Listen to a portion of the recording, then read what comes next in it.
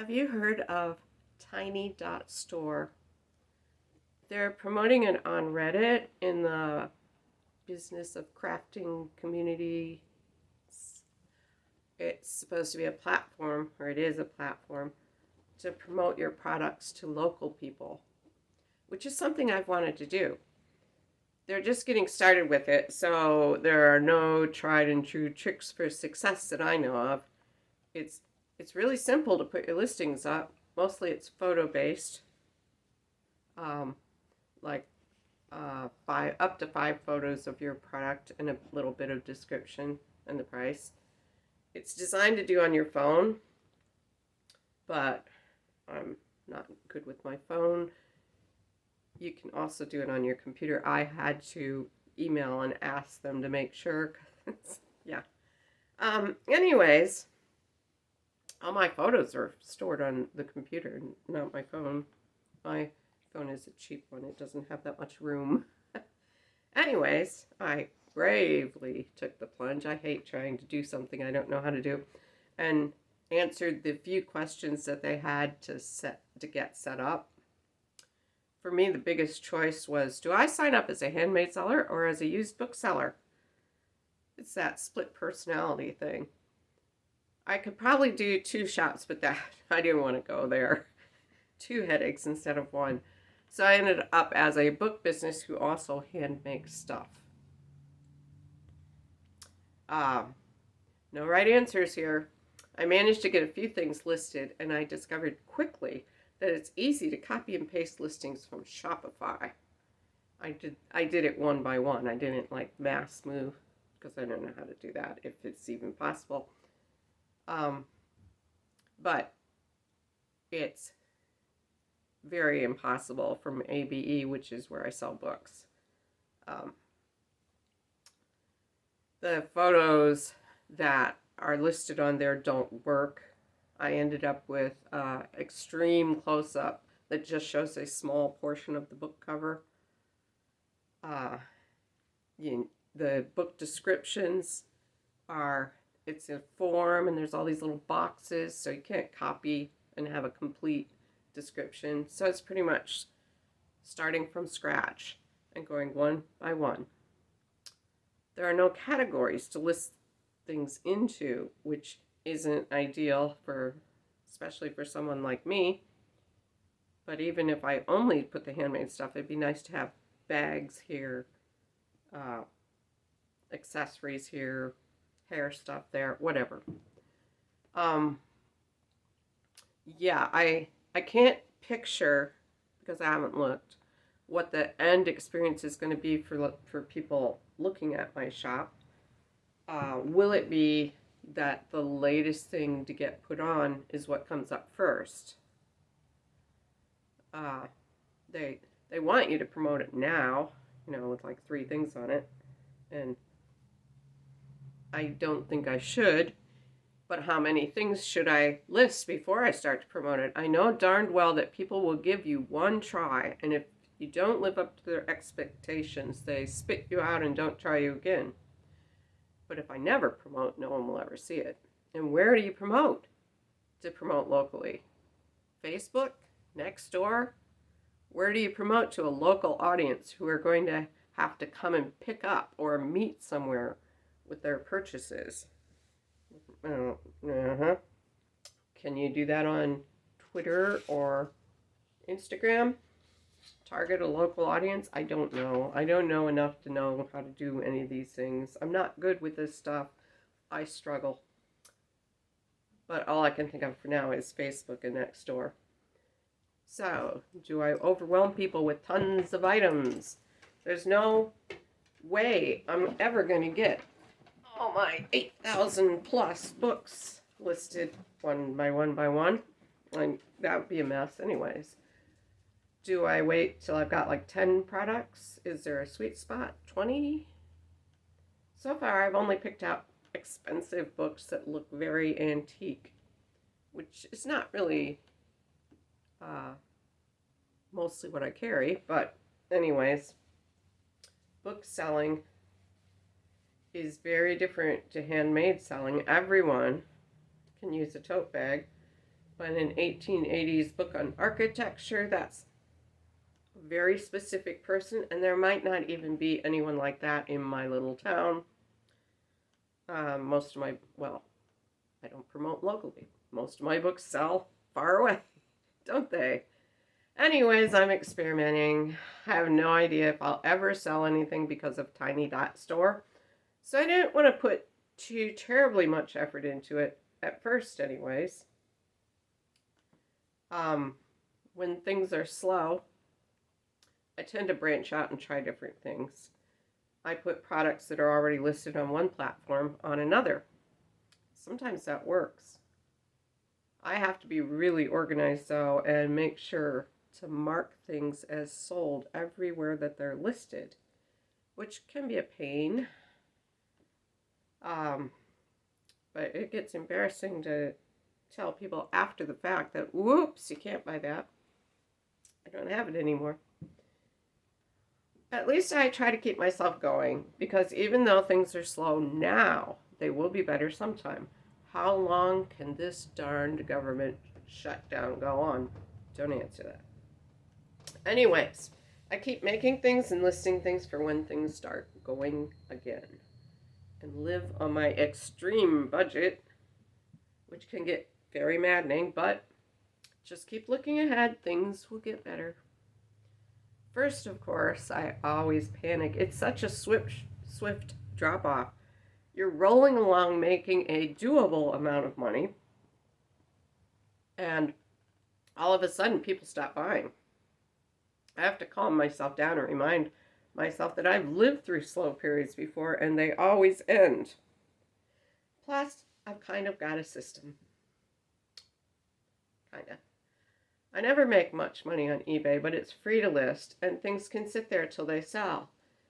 They take a commission when something does sell. Maybe 6 months from now, I'll sell something that I'm listing today. With the used book business, I just go around pulling things off the shelf that I think are eBay prospects. I have a picture in my head of what eBay shoppers want. I also have a picture of what the typical Etsy shopper is. My pictures aren't necessarily right. I always think children's books and cookbooks for Etsy, that sort of thing. You know, like it's all female audience. I pulled a bunch of prospects a week or so ago, specifically for eBay. But then I looked them up on eBay to see how many copies are already on there and what people are asking for them. The books that are too plentiful or too cheap, I put on Etsy, because why not? One was a book I've had for years on Dutch firearms. You know, guns. About as far from children's books and cookbooks as you can get. But the day after I put it on Etsy, I sold it over ABE. I am pretty sure that cross-posting on Etsy got someone's attention and they just preferred to buy it over ABE. Maybe they thought it was cheaper. I don't know. Maybe they trust ABE more. I don't know. I charge a flat rate postage on ABE separate from the price of the books. Because they're books, I can guess at how much the postage is going to be. On Etsy, I add in the postage to the price of whatever product it is. So it's more expensive, but it's free shipping. The price ends up the same, but maybe it looks cheaper on eBay. I don't know. Anyways, I am sure that posting that book on Etsy sold it even if it didn't sell on Etsy, because it had sat on my shelf gathering dust for 8 years on ABE. At any rate, the cross-posting is busy work, and it makes me feel like I'm doing something that will help sell more. Even if it doesn't sell more now, maybe later. With the craft things, I've tried Maker Place, the Michael's platform. I've heard good things about it, and it's free to list. It's a commission when something sells. But I haven't sold anything there yet. It just kind of sits there. I have trouble figuring out the mailing stuff. So I've been very slow at getting things listed on there. When you have items of different sizes and different weights, I'm used to selling books. I don't know how to guess at what shape and size and weight the finished package I'm going to mail is. I bought padded envelopes that fit various things I make. And now I have boxes of various size mailing envelopes sitting around my house. And that's just what I need. More stuff taking up space. So I kind of sputtered to a stop without getting very many things on Maker.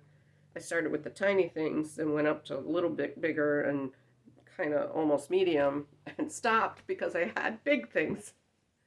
Yeah, just because I'm so inexperienced at that particular thing. The guessing what the mailing dimensions and weight and everything is. I do, yeah, the darndest things can turn out to be obstacles that you're too tired to overcome. It's like just one thing too many. I do worry that when I sell something that goes in one of those specific size envelopes, I won't be able to find the right one. Yeah, I need to find somewhere to store the darn things. I have boxes of envelopes all over the house. Do you know how much space they take up?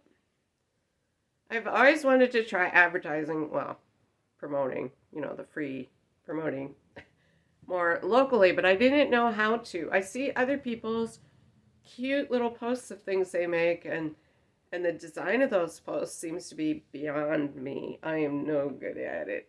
A cute little frame, a photo of your thing, and lettering, saying what it is, where to go buy it. I don't know. Simple for the rest of the world, but beyond my skill set. I don't know. Is it because I'm old? But graphic design things have always been hard for me. I can draw something by hand, but I can't do it on the computer, damn it. Anyways, if nothing else, my listings on tiny.store look exactly the kind of cute that they're supposed to. So that's a win. All formatted and everything. So that's a plus. Meaning that I look professional instead of my usual hacked together, homemade looking presentations. I'm not even sure exactly how Tiny Store works. They don't take the money. You have to do that yourself. You have to drive your own traffic, which is pretty much the same everywhere except for selling books. Yeah, I don't know how their business makes money because at this point there's no money involved. It's free to join.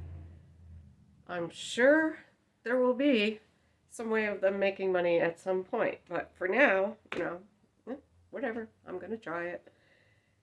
Anyways, that's going to be something that I will do right now while things are slow. Hopefully the slow period doesn't last forever. Anyways, that's my experimental periods when I try new stuff and see what lands. Any sort of promotion has to be good, right? I will keep you posted. I forgot to say who I am.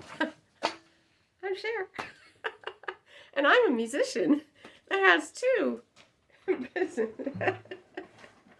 Anyways, it's time for your song. And this is something I haven't practiced much, so expect some flub ups. It's a song called Amazing.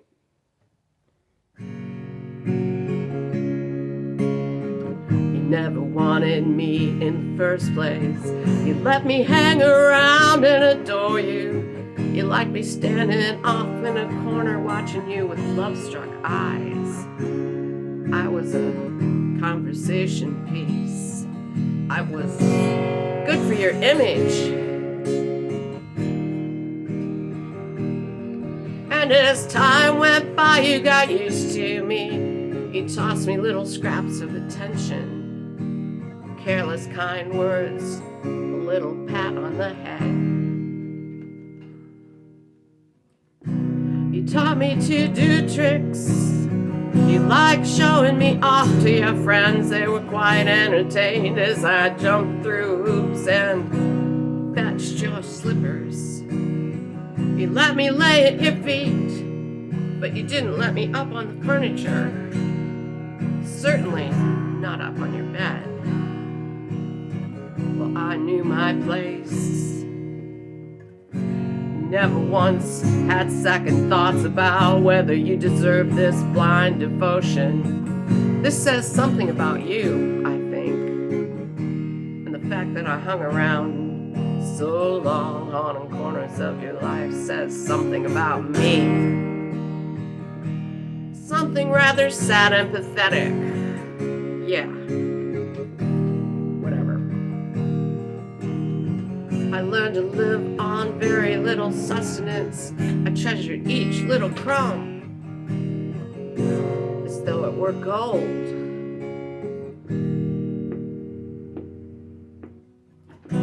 He taught me to do tricks. He liked showing me off to your friends. They were quite entertained as I jumped through hoops and fetched your slippers. You let me lay at your feet. You didn't let me get up on the furniture. Certainly not on your bed. But I knew my place.